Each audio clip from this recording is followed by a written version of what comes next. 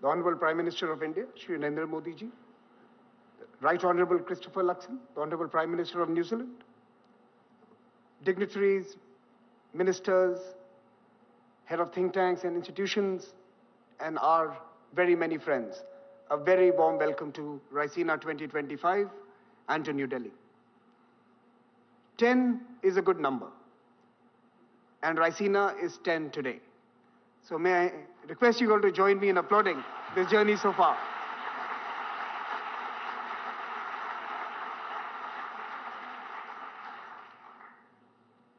We are not planning to slow down. The Conference on Geopolitics and Geoeconomics that we started 10 years ago now has audiences and stakeholders worldwide. It is incubating ideas and partnerships that will help shape a future order that is definitely but struggling to emerge. Rabindranath Tagore once hoped our minds would be led forward into ever-widening thought and action. Raisina has opened up those horizons for many of us. Helping in this journey is not just this flagship conference in New Delhi, which this year will see a participation of 4,000 stakeholders from across the world, from 131 countries. But Raisina now also has forums in the United States, Australia, Japan, and the UAE.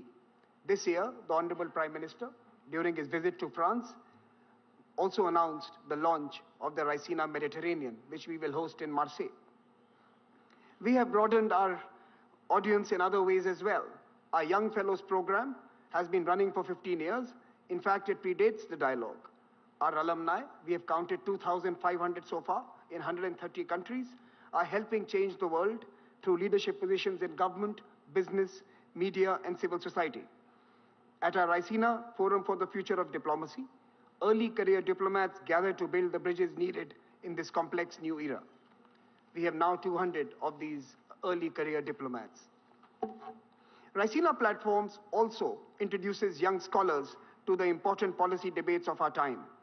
This year, our Global Student Challenge has assembled teams from 60 top-rated universities and schools across the world. And our Raisina Hackathons saw the participation of 2,500 young people from 90 higher education institutions in Indian cities. The 10th edition of the Raisina Dialogue is as much an occasion for looking ahead as it is for reflecting on the road traveled. Our theme this year, Kala Chakra, the Wheel of Time, reflects this circularity of the past, present, and future that is always evolving. Time is eternal, change is constant, even as politics shifts directions. The motive force propelling Raisina 2025 are the well-being of people, the quest for peace, and the stewardship of our planet. These are the pressing priorities facing our humanity, and they are also the culmination of the dialogues, years of discussion so far. In 2016, we set out to connect Asia with itself and with the world. In doing so, we took the task of understanding multilateralism in a multipolar world. That vital project has engaged us ever since. 2020 changed our societies and our nations forever. Our attention turned to the dynamics of a viral world, a world of viruses and vaccines, of expansionist and revisionist powers, and of information and news that fed our biases. Yet, some geographies remained a beacon of hope. In particular, India's G20 presidency was a lighthouse in the tempest. And last year, we sat down and devised new strategies and frameworks to engage a brave new post-pandemic world. These are many threads that the Raisina Dialogue 2025 weaves together for you. Kala Chakra, people, peace, and planet, the proposition that brings us here today. Our Prime Minister has invested in these through his decisions and actions. The US and European leadership has expressed the same desire. Many number of leaders from the Global South also expect the same from the frameworks that we so design. When we all seek the same end, why are we so far apart? Let us bridge the distance here in New Delhi at the Raisina Dialogue. Conversations are the first step towards peace, progress, and prosperity. However hard the circumstances, we cannot allow dialogue to die. We must shun the culture of cancelling each other. We must listen and we must work constructively towards lasting solutions. But as a conference organizer, let me just tell you, there are more demands for speaking roles than there are for sitting in the audience. Prime Minister Narendra Modi ji, sitting before us, has demonstrated the power of listening. Since 2017, he has attended the Raisina Dialogue every year and spoken only once, setting a personal example about the importance of listening, absorbing, and understanding.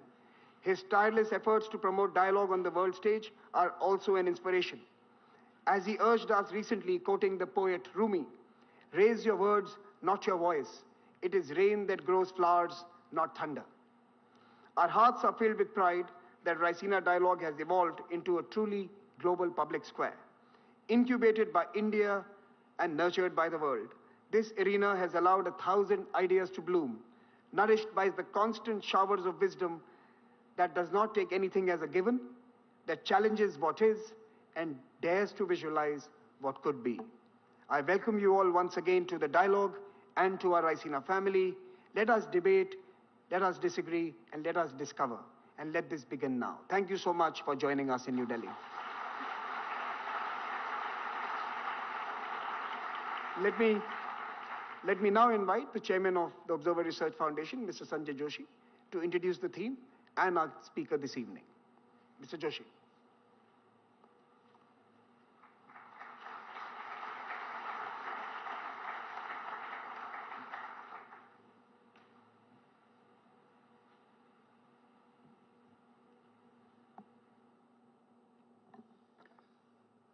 A very good evening to our distinguished guests, Honorable Prime Minister of India, Shri Narendra Modi ji, our guest of honor, Excellency Christopher Luxon, Prime Minister of New Zealand, Honorable External Affairs Minister, Shri Jaishankar, our partners from the Ministry of External Affairs and all the other ministers, admirals, generals, speakers and delegates, and the audience which is gathered here, distinguished members, many of whom are also joining online. Welcome to Raisina 2025. When conflicts challenge order, when we struggle to make sense of the road ahead, we seek anchor in metaphors and in symbols. I remember, last year, when conflicts were raging in Europe and West Asia, we had assembled Raisina under the banner of Chaturang, that ancient board game of war and craft. This year, as conflicts nudge themselves towards a peace which sometimes seems more conflicted than the wars itself, the theme chosen is Kal Chakra, the wheel of time. First of all, the metaphor of the wheel actually challenges the linear notion of the arrow of time as something which is constantly moving forward inexorably towards progress and growth. The chakra, gives no such false assurances. The unending progress of any civilization, of any nation or race, or manifest destiny of anyone is not guaranteed by any cosmic order. We repeat mistakes, our best intents lead to consequences we never intended, and order frequently does descend into chaos. The chakra actually signifies a motion which is far more complex than the circular monotony of a wheel. It is about cycles of decay and cycles of renewal. It is about the dance of the planets, which is set in motion by a balance of mutually opposite forces. There's a centrifugal force that left to itself can cause the dance of the stars to unravel. They can just be flung out of course. And opposing it is a centripetal force always recentering things, pulling things towards the center. Should that centripetal force run riot, the system starts imploding, collapsing upon itself into a black hole which sucks up everything, mass, energy, to end in a dead world from which even light cannot escape. At one extreme of the spinning vortex of time is a fragmenting order, which is called the mandal, the fragmenting pattern, tearing apart the cohesion of societies, disrupting the environmental balance, hyper-individualism, ecological collapse, dissipating into a world of entropic decay. At the other end lies a collapse bundle, the collapse pattern, overly rigid, homogenized, a world of authoritarianism and ecological monocultures, where over-integration stifles innovation, and instead of change and evolution, even time freezes unmoving. So central to this whole idea of Kalchakra, which is a theme of this conference, is the idea of impermanence. No state, thankfully, lasts forever, for each contains the seed of its opposite. That makes it not just a non-linear system, it also makes it a non-binary system. A non-binary system cannot be understood in very mechanistic, dualistic terms. It cannot be understood in terms of black and white. There's too much color in it. Because to do that is to lose nuance, to be unable to understand the nature of complexity and be defeated by complexity. So Vasudhaiva Kutumbakam, which our Prime Minister keeps on urging, is that ideal in the cosmic order. One that is offered as an all-encompassing guide for a world that is impermanent, interdependent, and infinitely interconnected. In truth, everything around us, is this dance of Kal, time, and Mandal, which is order. And that fundamentally challenges humans. Remember, in Buddhism, ultimately, this calibration between the two is not defined as a goal. It is defined as a practice. It is something which must be kept on constantly. It is not an endpoint. And to do that, it challenges conscious humans, thinking humans, to engage through thought and through action to practice bringing that order back together again, that balance back together again. So we meet to celebrate a decade of Raisina in 2025, to examine precisely that world of thought and action, which helps us recognize that every movement, whether tightening into unity or fraying into disorder, also contains the seed of its opposite. In the final analysis, in the Kalchakra, neither order nor chaos are endpoints. They're merely transitory phases which demand recalibration. And recalibration is a time for sometimes difficult and unconventional decisions. So at ORF, we extend our welcome and best wishes to everyone here for 3 days of the most thought-provoking conversations. And I'm delighted this year to present His Excellency Christopher Luxon, the Prime Minister of New Zealand. Sir, Kalchakra is about change. And as a corporate leader, you have led change. You transformed Air New Zealand into one of the world's most successful and respected carriers. Then you've entered politics to try and do much the same for your great country. We have brought, you bring that pragmatic approach to international trade, technology partnerships, and defense cooperation that is helping New Zealand deepen ties across the world, and especially to countries like India and countries situated in the Indo-Pacific. With that, may I invite you, sir, to join us here and give us the benefit of your vast wisdom and experience. Thank you, sir.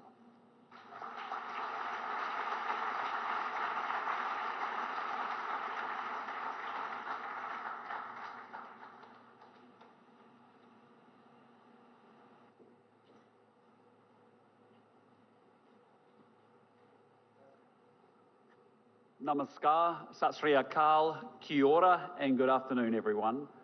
What an absolute honour it is to stand on this stage to inaugurate this august dialogue with none other than the Honourable Prime Minister Modi. My good friend, can I say thank you so much for generously welcoming me to India and for our very warm discussions that we had this morning. I'm a great admirer of your extraordinary achievements as Prime Minister, as you know. In the almost 11 years that you've occupied the Prime Minister's office, you have weathered the COVID storm and still managed to expand India's economy by 50%. You have lifted 250 million of your countrymen out of poverty and eliminated extreme poverty. And today, India is at the leading edge of technology with massive innovative potential. You were the first country to land on the moon's south pole, and in the process drawing the world's attention to India's extraordinary technological prowess. And Prime Minister, during your tenure, the men in blue have been the most dominant side in cricket's white ball competitions, most recently winning the Champions Trophy last week in Dubai against my men in black. Yes. And breaking many, many New Zealanders' hearts in the process, including mine, but I will be the bigger person and just say congratulations.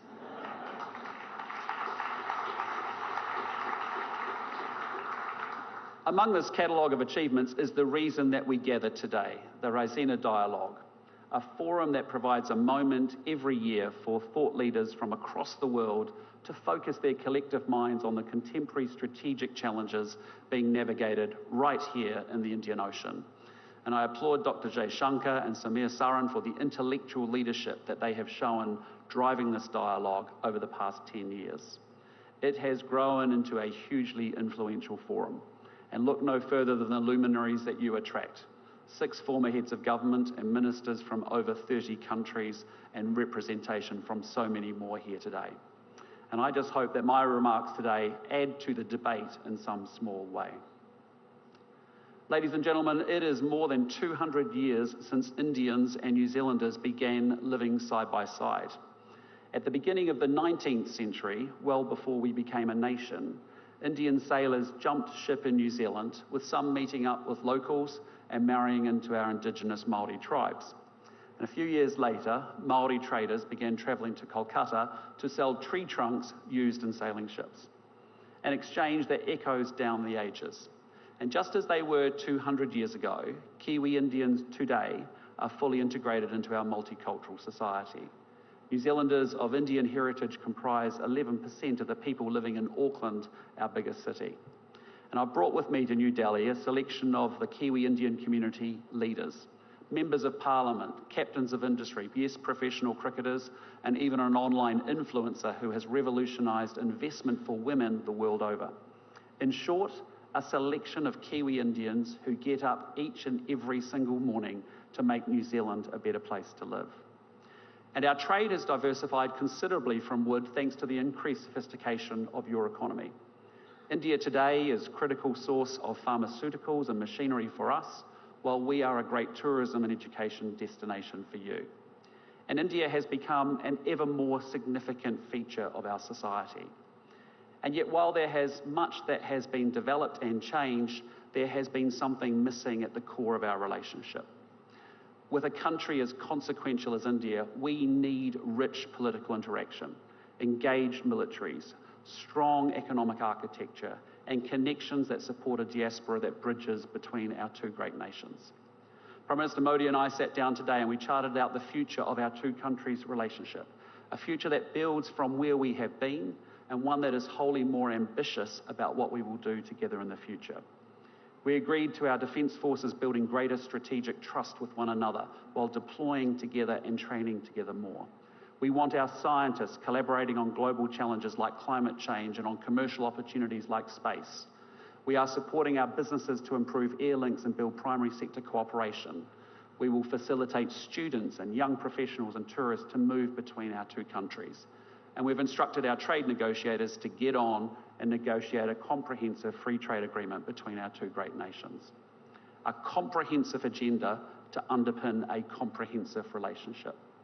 And as we both look to the future, the opportunity for both of our governments is to sustain that momentum, not only to follow through on the commitments that we have made to one another, but to proactively build on that platform by exploring new opportunities and creating new architecture, to ensure that we are creating strategic trust and commercial connection between two countries at the bookends of our wider Indo-Pacific region. Ladies and gentlemen, it is to the Indo-Pacific that I now turn, and there are many reasons to be excited about our region, and I want to single out the two biggest opportunities. First, India and New Zealand are fortunate enough to live in the world's most economically dynamic region. The Indo-Pacific will represent 2/3 of global economic growth over the coming years. And by 2030, it will be home to 2/3 of the world's middle-class consumers. And India itself lies at the heart of this exciting economic future. And it's easy to focus on the troubles the world faces, but it's worth reflecting for a moment on what economic development at this scale means at a human level. Here in India, you've gone from only the very few in rural areas having a water or power connection to almost everyone. And that means that people have better health and education outcomes, and that in turn creates hope and optimism about the future for individuals and their families. Replicated across literally hundreds of millions of people, that process of development generates dynamic economies. Growth that offers massive opportunities for every country in the Indo-Pacific region and the families and the individuals within them. Now, the second big opportunity is technological change. We are on the cusp of a transformation of our economies and societies in a way that we can barely now imagine. I'm talking about artificial intelligence, which is within reach of achieving the cognitive powers of a human being. But I'm also thinking of a range of other technologies, quantum, biotech, advanced manufacturing, that are going to have profound impacts on our economies. And it has felt like this technological transformation has been long heralded, but never quite arrived. Well, it seems to me that a series of innovations, the always online world, big data, powerful computing, machine learning, accumulating in ways that are going to tip over into a dislocation that is new and altogether different. The game is about to change because we are on the cusp of an explosion in the application of AI, a technology that will have an impact across the whole economy, not just in one or two sectors, a technology that will transform the way that we work, the way that we study, and the way that we entertain ourselves, a technology that will force governments to think in entirely different ways about how they deliver public services and secure their nations. And certainly this presents risks that will need to be managed. For example, militaries are already using AI, which means the international community is going to need to develop new norms about how this is done in a way that ensures compliance with the rules of war and also ensures human responsibility in conflict. But my message is that while we need to manage that change, we cannot allow ourselves to be paralysed by the risks. For those who believe that they can outcompete through this period of technological disruption and dislocation, the opportunities are there. The citizens, the companies, and the countries that embrace the coming change will be the ones that reap the dividends. Yet there's also no doubt that there are fundamental trend lines in the Indo-Pacific that present geostrategic risks to both growth and prosperity. And these have long-term drivers that are not going away and have been amplified by recent events. Past assumptions that underpin the previous generation's geopolitical calculations are being totally upended.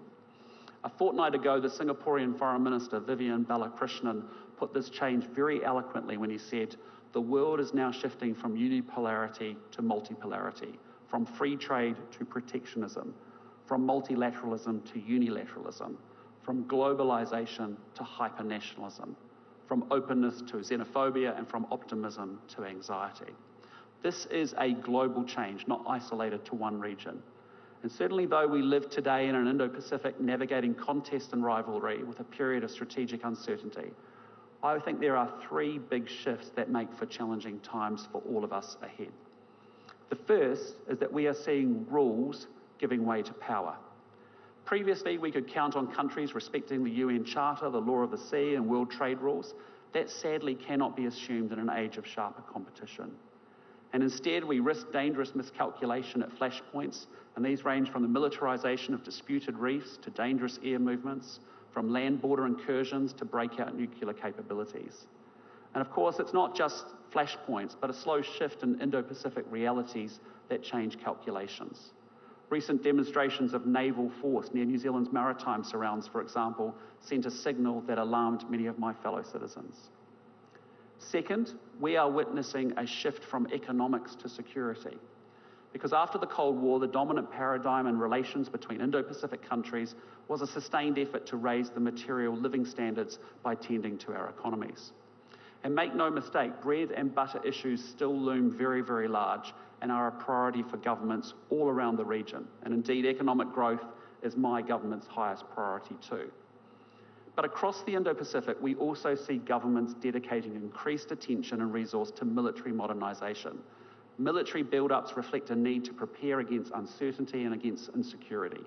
And some military build-ups, however, are underway without the reassurance that transparency brings.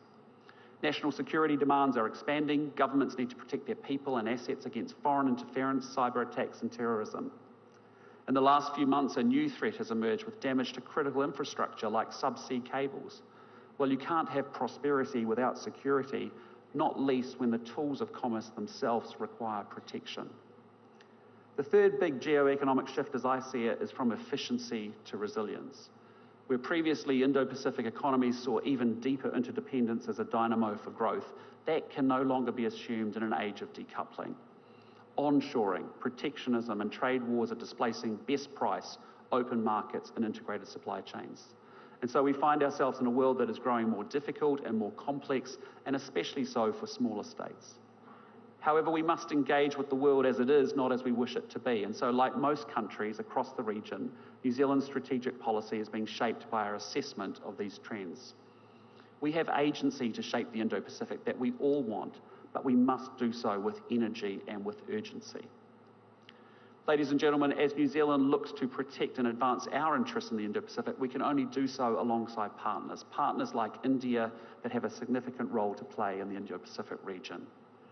In an increasingly multipolar world, India's size and geostrategic heft gives you autonomy.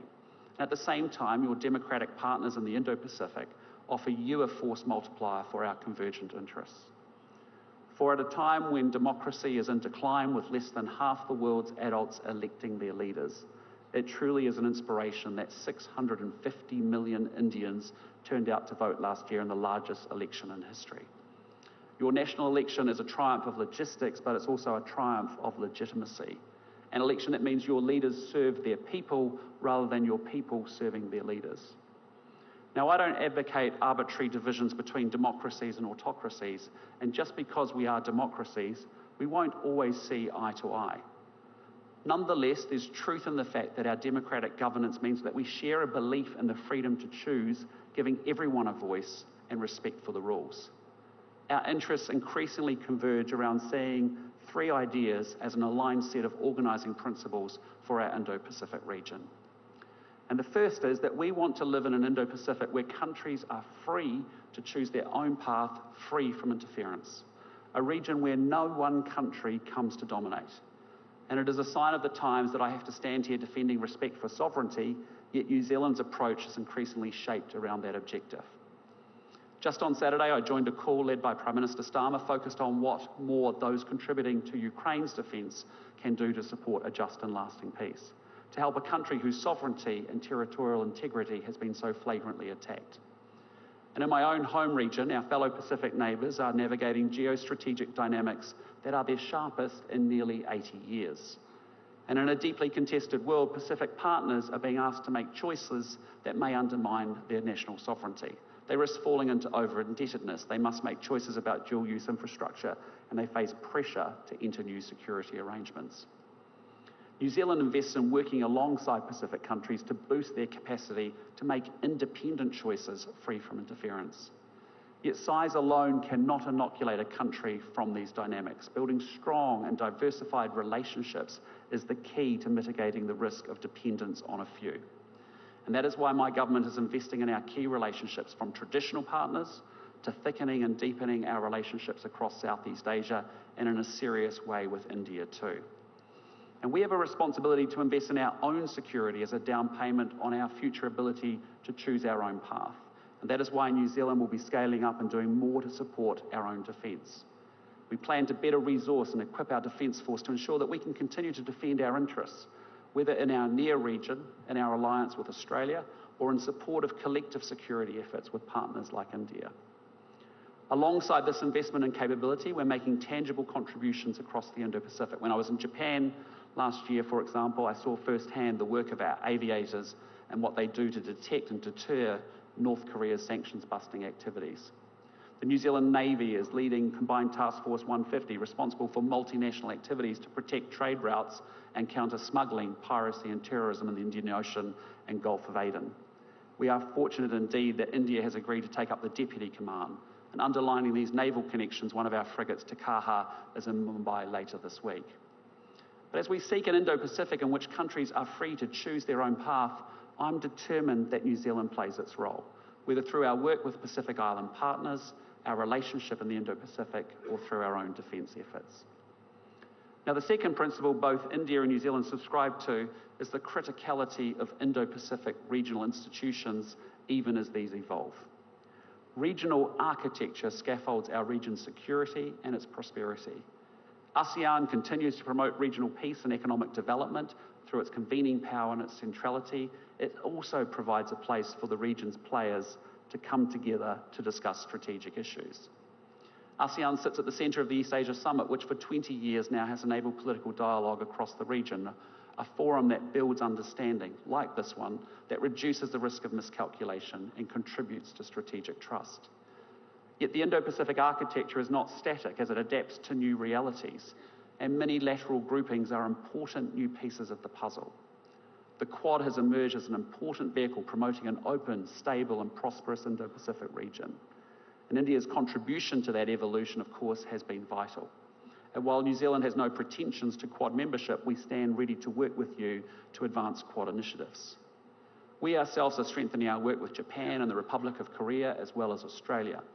And last year I convened the Indo-Pacific Four to discuss Ukraine and North Korea.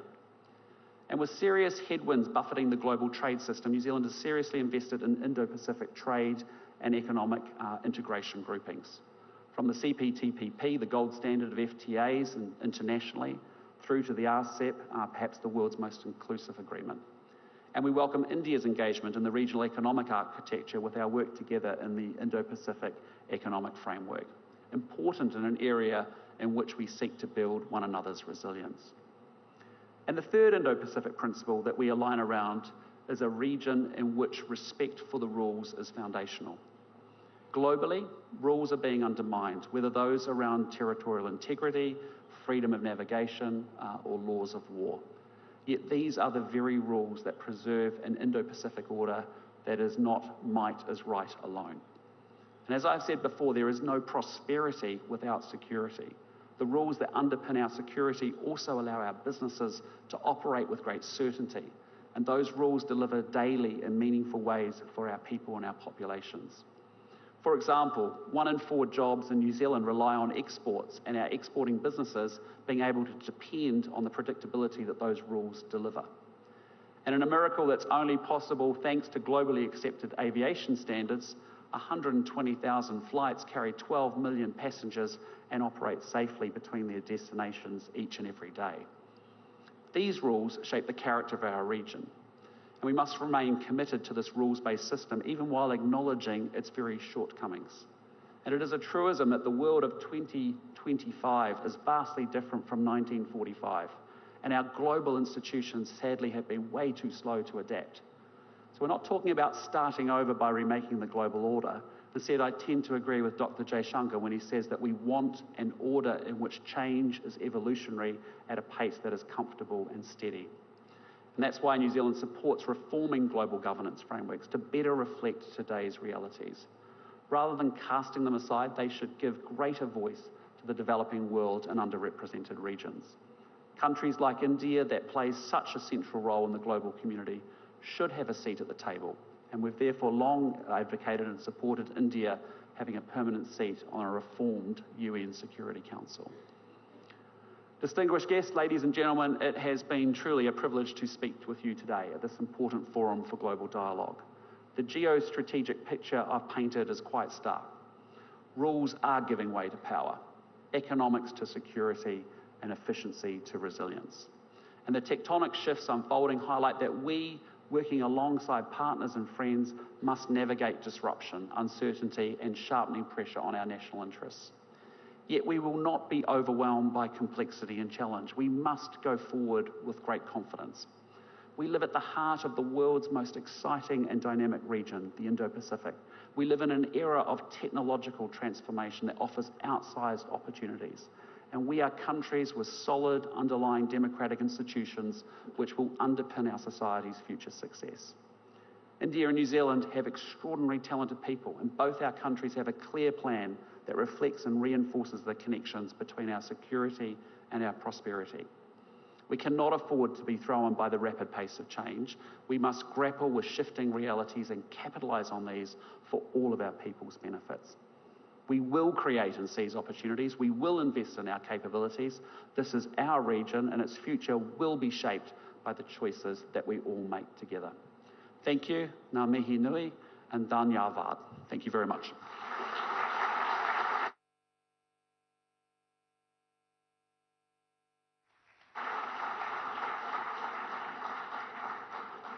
Thank you so much, Prime Minister, and a special thank you for not reminding us of the Test match series in October last year. With that, let me now request Dr. Jaishankar, the Foreign Minister of India, to deliver the vote of thanks.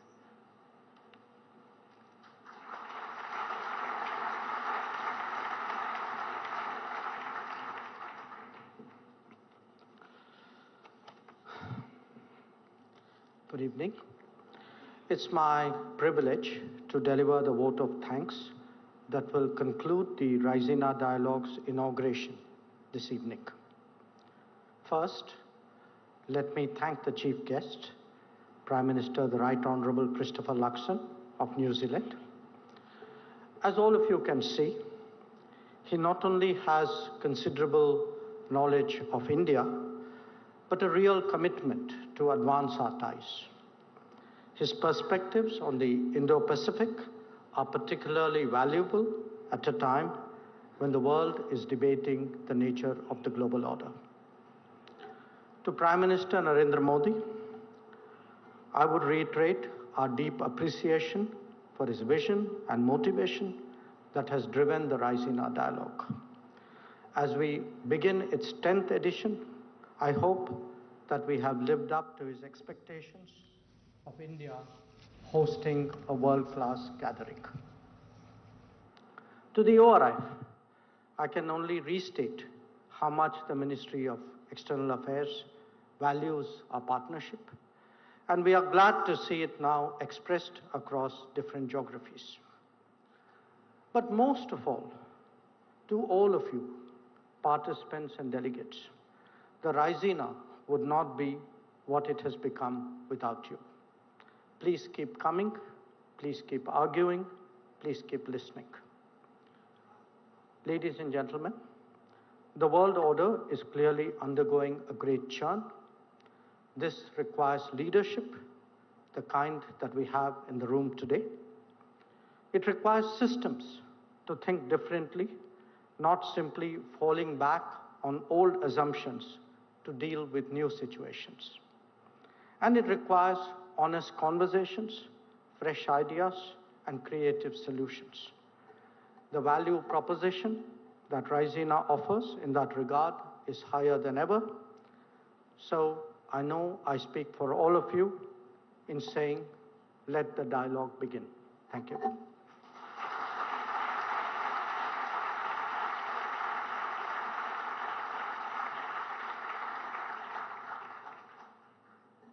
Ladies and gentlemen, we'll now remain seated as the VIPs exit the room. And just give us a little more of your time for this inauguration ceremony. We will have you out soon. You've been invited to specific dinners. Please attend those. Some have been invited to our gala opening dinner in the lawns outside. We look forward to receiving you there. But do allow the VIPs to leave the room.